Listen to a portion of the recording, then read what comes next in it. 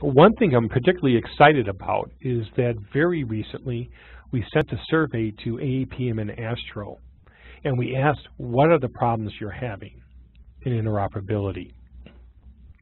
We have over 180 individual issues that were collected. We classified them between devices within radiation oncology, between radiation oncology and HIS, and then other issues. And we just started combing through those, take a look at them and see which ones are most important. We did hit a few that were kind of unusual in the sense that it wasn't really interoperability, as people commenting on their work environment, so we'll absolutely drop those. But we're very excited because this is the most information we've ever gotten. So we're beginning all that work to try to figure out what are the hard-hitting use cases that we want to tackle. So if you know of anyone that's interested and submitted something here to us, is interested in helping us champion this, we welcome their involvement. So once we have the profiles worked out and public comments done and we're ready to go test, we test it at Connectathon. And like I said, as a vendor, this is one of the things I treasure about participating in the IHE-RO group, is that it's a live supervised test. So we have all the vendors present with their systems in the same place at the same time. If you have questions, if you need something from another vendor and need them create certain objects for you to test, you just walk across the room and ask them to do that, and people have been fabulous to work with. We have engineers there as well, most companies, so that they can work with the code and fix things so that we know what the solution is. We also have judges, and judges are normally, well, not just normally, judges are from independent institutions, meaning they're normally from academia. They are not from a vendor company, and they will actually sit between the two vendors when they transfer information and look at what happens on both sides. If you look on the left, you can see some pictures. Yeah, we're sitting around desks in a room and probably for 8, 9, 10 hours a day, and sometimes we're lucky and the room has windows, but not always. It's a half-day setup, half-day cleanup, and then it is a week-long event, so all those days in between we're testing, sending information, and having the judges review it. Looking at what we do, this is only a small part of the testing instructions to set up the beams for ARTI. And I'm just showing this to show that we specify out all the details so that when we transfer information, it's easy for the judges to figure out if what was sent was correct, if what's displayed is correct. And another example, again, that has to do with the constraints. If you look in a column that says type, there's R+, R+ star, and so forth. R means required. R+, it means it's an extension of DICOM. It means we're requiring something that isn't required in DICOM. R star means you don't have to display it, but you have to send it. And R star plus, again, means it's a refinement of DICOM, not required to be displayed. So we may take things that in DICOM are a type 2 or a type 3, but still insist that it needs to be there to ensure interoperability because it's considered to be critical information. The O's here, by the way, about 5 lines down, means it's optional. But anyway, so we have all these specifications for all these different types of beams, and the judges will actually look at this to this level of detail. And this is the check sheet that they use. And this is an example, again, from ARTI. And it has all the parameters. And on the producer side, there'll be notes there, or pass or fail or whatever. And then on the consumer side as well, and in the picture you can see that Bruce Kern's been a judge for a long time involved with this.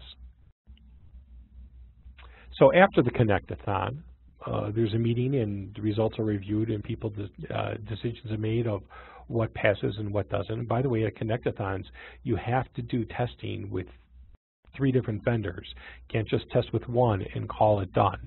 And it's you can claim compliance. You have to test with multiple.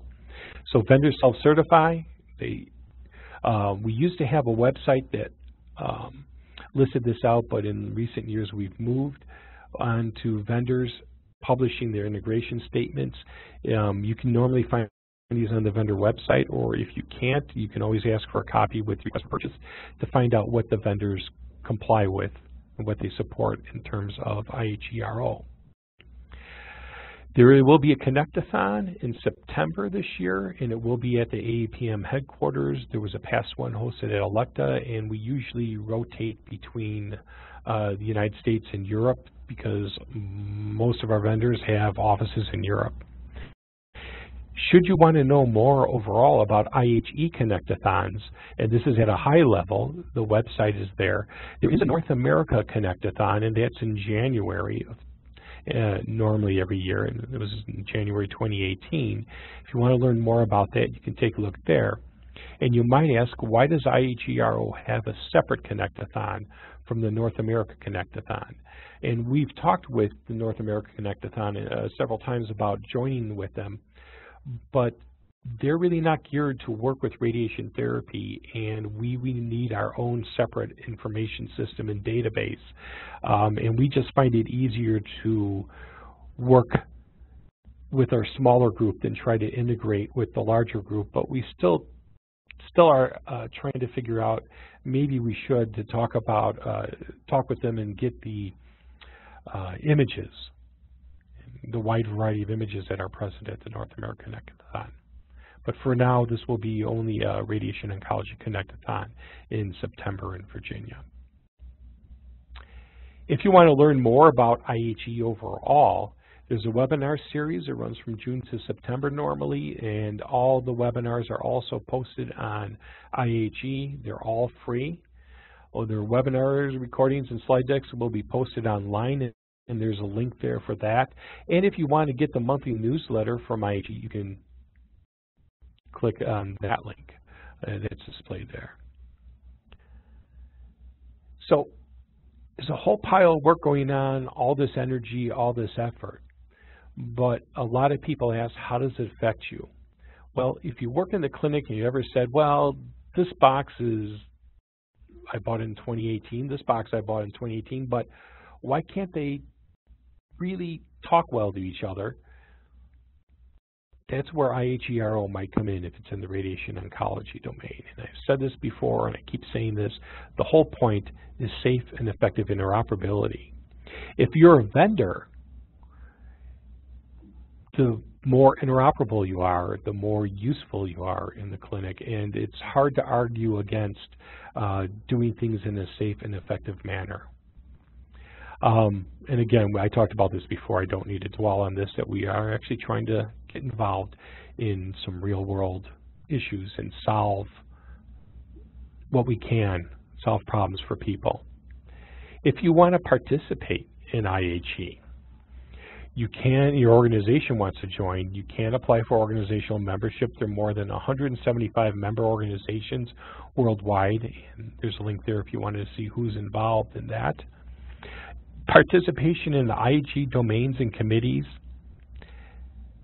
Technically, that's supposed to be IHE members only, but in IHE-RO, we do invite others. You don't get voting rights, but we do involve others to come in and attend as guests because we want to welcome as many people as possible so we can get the widest range of opinions and the widest range of inputs and expertise we can. Non-members can participate in comment periods and also in the implementation. And public comments are at that following link if you wanted to see what's open for public comment. And again, as a reminder, our committee work follows basically the profile life cycle I talked about. Each IHE domain has its own independent schedule, but for radiation oncology, we tend to ask for input about the AAPM and ASTRO meetings because those are good times for us to be able to gather the information. And like I said, we do welcome non-members. One other thing, I realize I'm a vendor, representative vendor, but I will say if you want IHE-RO implemented, you need to tell your vendors, because vendors will respond to consumer demand. So I would ask that if you're considering IHE-RO important, that you would ask vendors what profiles they support when you ask for RFPs, and even perhaps put language in your RFP asking for listing of what profiles they support. Again, some more links for information if you want to know the technical framework. The link is there. The profiles I talked about, if you want to know the details about it, there's plenty of information there to see. If you have questions, you're more than welcome to contact any of the people on the planning committee or technical chairs that I provided the emails for on the planning committee and the technical committee. You could go to the general IHE Wiki or the general IHE webpage and find more information there. And that's all I had to present. I want to say thank you for your time.